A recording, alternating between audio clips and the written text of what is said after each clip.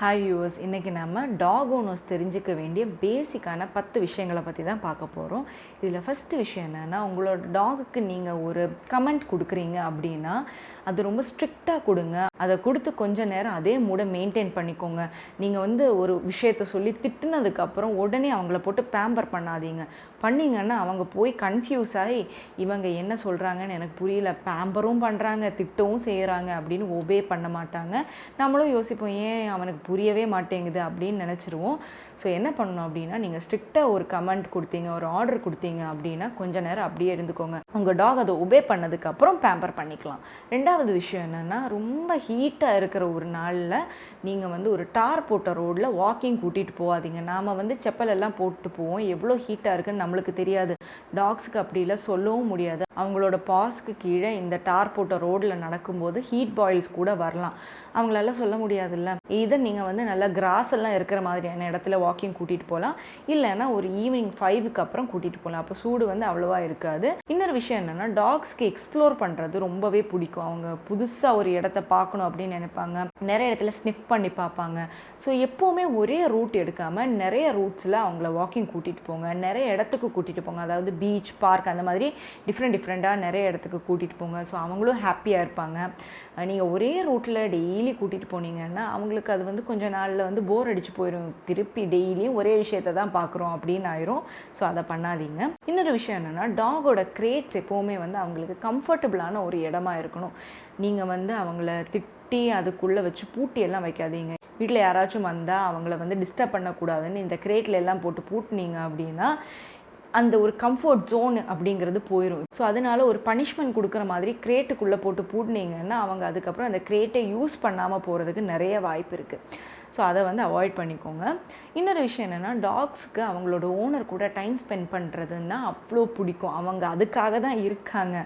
So நீங்கள் daily at least once ஆச்சும் அவங்க கூட டைம் ஸ்பெண்ட் பண்ணிக்கோங்க. அவங்கள விளையாட கூப்பிடுங்க, ஏதாச்சும் பாலெல்லாம் கொடுத்து விளையாடுங்க.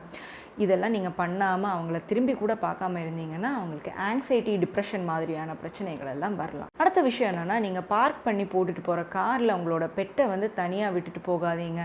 உள்ளே ரொம்ப ஹீட்டாக இருக்கும். நம்மளுக்கு வெளியில் நிற்கும்போது தெரியாது. அவங்களால ஏதாச்சும் டிஸ்கம்ஃபர்ட் இருந்தாலும் சொல்ல முடியாது. இந்த ஹீட்டுனால ஹீட் ஸ்ட்ரோக் கூட வரலாம்.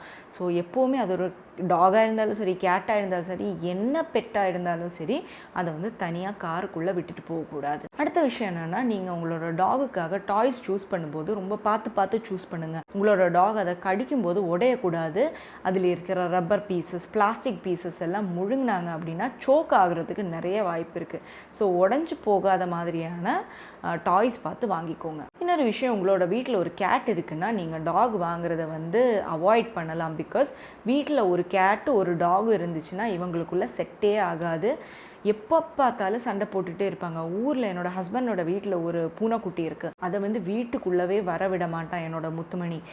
எனக்கு ரொம்ப கஷ்டமாக இருக்கும். நாம் ஒரு 10 நாளைக்கு அங்கே போய் நிற்கிறோம், அங்கே இருக்கிற பூனையை போய் இப்படி போட்டு துரத்துறானே அப்படின்னு இருக்கும். ஸோ அதையும் பார்த்துக்கோங்க. ஒரு டாகையும் ஒரு கேட்டையும் சேர்த்து உங்கள் வீட்டில் வளர்க்காதீங்க. உங்களுக்கு இவங்களோட சண்டையை தீர்த்து வைக்கிறதுலையே டைம் போயிடும். அடுத்த விஷயம் என்னென்னா, நீங்கள் உங்களோட டாகை ஒரு வாக்குக்கு கூட்டிகிட்டு போகும்போது கண்டிப்பாக ஒரு லீஷ் யூஸ் பண்ணிக்கோங்க. உங்களோட டாகோட காலரில் போட்டு கையில் இறுக்கமாக பிடிச்சிக்கோங்க. இதை ஏன் சொல்கிறேன் அப்படின்னா, இது ரொம்ப இம்பார்ட்டண்ட். சீரியஸாகவே எடுத்துக்கோங்க. நாம் என்ன நினைப்போம், வீட்டுக்கு பக்கத்தில் தானே அப்படின்னு நினைப்போம். இல்லை, நான் வீட்டை சுற்றி தானே வாக்கிங் கூட்டிகிட்டு போகிறேன், இதில் என்ன இருக்குது அப்படின்னு நினைப்போம்.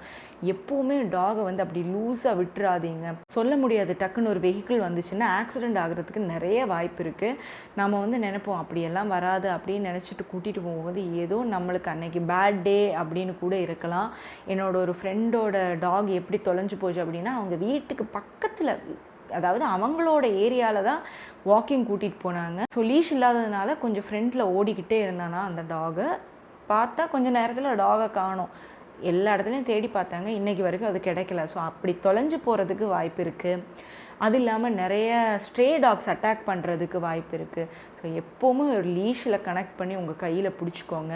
இதை சில்லியான ஒரு பாயிண்ட்டாக எடுக்காதீங்க, ரொம்ப சீரியஸாக எடுத்துக்கோங்க.